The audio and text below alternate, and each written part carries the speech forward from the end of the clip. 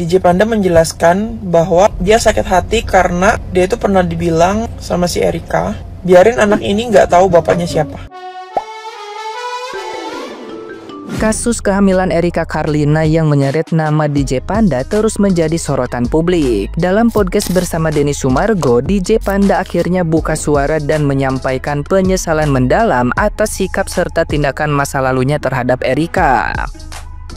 Ia mengakui pernah menyebarkan foto USG kehamilan Erika ke grup penggemarnya karena merasa sakit hati dan marah setelah melihat Erika bersama Brevi. Bahkan ia secara jujur menyebut hubungan mereka sebagai gimmick karena menduga Erika ingin merahasiakan identitas ayah dari anak yang dikandung. DJ Panda mengungkap pertemuan mereka berawal dari TikTok hingga berlanjut pada pertemuan langsung yang berujung kedekatan. Erika akhirnya memberitahu soal kehamilan pada 30 Desember 2024 yang disambut terkejut oleh DJ Panda. Meski ia mengaku siap bertanggung jawab dan bahkan mendapat dorongan dari orang tuanya untuk menikah. Namun, hubungan keduanya merenggang hingga akhirnya berakhir pada Februari 2025. DJ Panda mengakui pernah membuat komentar negatif, bahkan mengunggah ancaman di grup yang telah otomatis terhapus. Ia menyebut tekanan mental dan cancel culture telah memukul karirnya sebagai DJ. Meski begitu, ia kini menyadari tindakan emosionalnya telah melukai banyak pihak, terutama Erika, Brevi, dan keluarganya. Dalam refleksinya, DJ Panda menyatakan siap menerima semua konsekuensi hukum dan sosial dari tindakannya, bahkan rela kehilangan karir demi memulihkan nama baiknya. Ia berharap masih ada ruang diskusi dengan Erika agar dapat bertanggung jawab sebagai ayah, meski pernikahan tidak menjadi tujuan utama. Cerita ini pun semakin memperkuat narasi publik soal dampak dari kisah kehamilan Erika yang awalnya ia alami dengan senyap, namun kini mencuat ke permukaan sebagai drama panjang penuh luka dan pertaruhan harga diri. Nah, gimana nih menurut netizen yang terhormat? Silahkan berkomentar ya.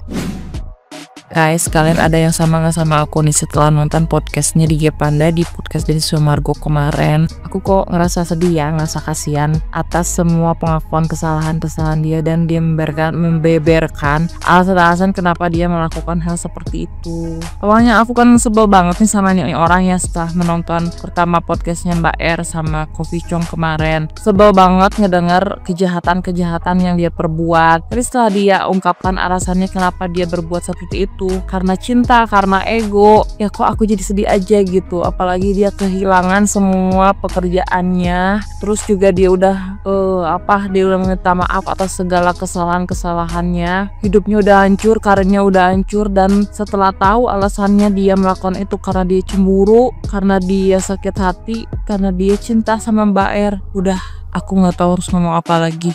Kasian, sumpah. Bukan mau dukung DJ Panda juga ya, aku nggak dukung siapa-siapa sebenarnya, cuman mengikuti aja kasusnya ini. Lebih ke ya udahlah, biarkan mereka menyelesaikan masalahnya sendiri, jangan bawa-bawa kerjaan. Kasihan, dia juga butuh nafkah, butuh makan. Tapi ya aku tahu ya, biasanya setelah ada badai yang besar banget, biasanya manusia itu akan diangkat derajatnya sama Tuhan. Kita nggak tahu kan kedepannya kayak gimana, siapa tahu DJ Panda lebih tinggi, lebih tenar lagi, lebih karirnya lebih melejit lagi. Kita kan nggak tahu kedepannya kayak gimana.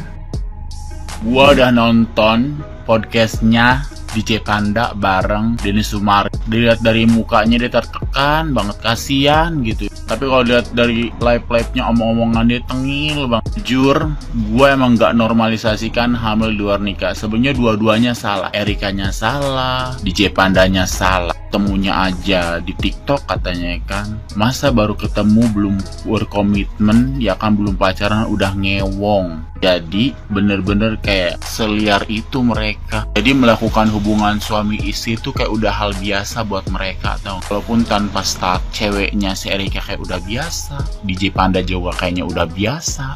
Dua-duanya salah sebenarnya. Tapi kenapa sih kok DJ Panda aja katanya yang dihujat? Nah emang dia salah. Yang lebih salahnya ya dia, karena dia melakukan pengancaman. Padahal dia tahu si Erika itu lagi hamil anak dia. Kenapa si Erika bisa speak up di podcastnya Deddy Corbuzier? Ya karena diancam, merasa diancam. Kenapa nggak lapor polisi aja? Udah lapor polisi. Sekarang lagi dalam penyidik. Dan menurut cerita juga kan, kenapa si Erika nggak mau nikah sama si DJ Panda dan membatalkan pernikahannya? Alasannya karena si DJ Panda ini bukan hanya ngehamilin dia, tapi ada beberapa wanita yang dihamilin juga. Dan seliar itu pergaulan mereka.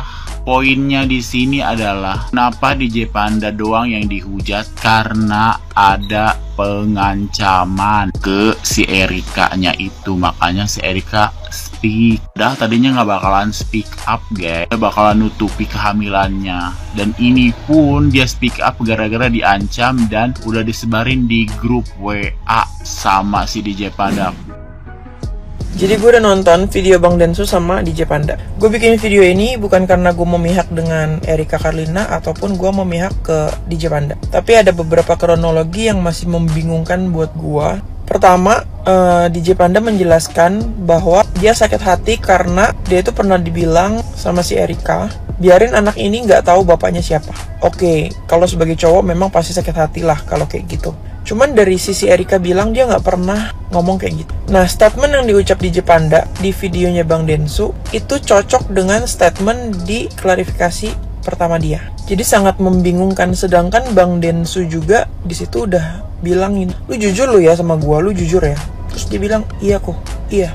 Beberapa netizen memojokkan Erika dan beberapa netizen memojokkan DJ Panda. Satu persatu juga keluar jejak digital. Oke, gue buat video ini nggak berani memojokkan siapapun. Yang pasti mereka itu sama-sama punya niat baik, sama-sama mau bertanggung jawab. Cuman karena sifatnya DJ Panda yang masih childish, jadi Erika tuh tidak terima. Karena kalau dalam pernikahan ini, kalau punya pasangan yang childish, itu sangat membagongkan, capek. Jadi lebih baik Erika ini memilih untuk yaudah kita tidak jadi menikah. Cuman seandai-andainya kalau tidak terlontarkan ancaman itu dari mulutnya DJ Panda di chat grup, mungkin hal ini tidak akan pernah terjadi. Gue udah nonton podcastnya DJ Panda sama Bensu ya. Di sini gue udah paham nih situasinya nih. Jadi ternyata awal DJ Panda dan Erika kenal itu gara-gara DJ Panda nge-live, terus Erika masuk di live-nya, terus nge-give, lalu mereka ketemuan, dan di ketemuan yang pertama itu atau first date mereka langsung icikiwir ya. Dari sini kita bisa belajar nih. Ya, kalau kita nge-live terus dapet gift, baiknya kita WD terus pulang ke rumah jatuhin tas belanja. Bukan pulang ke rumah spender dan jatuh cinta. Nanti resikonya begini ya. Terus mereka ini icikiwir 2 kali ya, tanpa pengaman.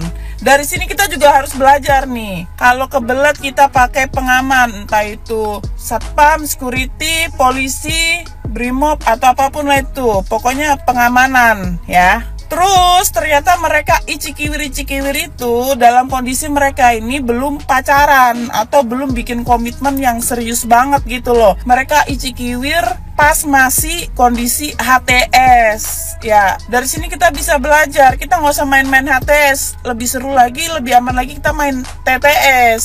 Lalu pas udah jadi ya, udah mulai tumbuh cinta, mau bertanggung jawab, ternyata putus. Salah satu alasannya gara-gara celana ya, alias pakai celana pendek. Nah, kita bisa belajar dari sini ya. Solusinya nih ya, kalau kita memang kemana-mana suka pakai celana pendek, kita sediakan topeng muka Timothy Ronald ya.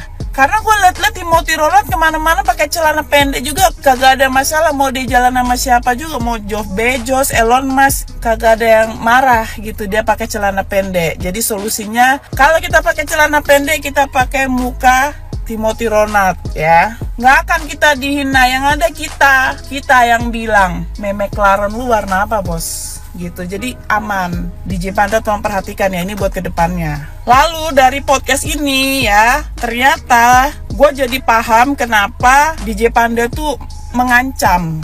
Dia cemburu ya, sakit hati, Erika mutusin dia, batalin nikah, malah pacaran sama rivalnya. nggak terima gitu, karena Erika lagi mengandung anaknya gitu ya kan. Dan akhirnya Erika sekarang melaporkan dia gitu. Dia berusaha buat minta maaf dan cari jalan keluar, tapi Erika ya ada bilang sebelum dia nemuin gua mau dia nemuin cewek-cewek lain ya yang juga mengandung anaknya gitu. Kata gua berarti gini aja, jangan sama-sama keras nih sekarang. Kalian nggak lagi adu mekanik sama Donat Pingka Mambo, jangan sama-sama keras. Ya udah, DJ Panda kalau memang mau mengaku salah dan bertanggung jawab, ya udah cabut aja laporannya. Gimana biar DJ Panda kerja bertanggung jawab ya, terus nemuin cewek-cewek yang lain dulu baru Erikanya ya kan. Kalau DJ Panda di penjara gimana cara dia nemuin orang-orang ini, cewek-cewek ini ya kan. Itu cuma saran ya, nggak tahu lagi kalau Erika Carlinanya udah sakit hati dan tetap mau ngelaporin ya nggak tahu. Gua angkat tangan ya kan, kalau angkat kaki ngegeletak gua ya.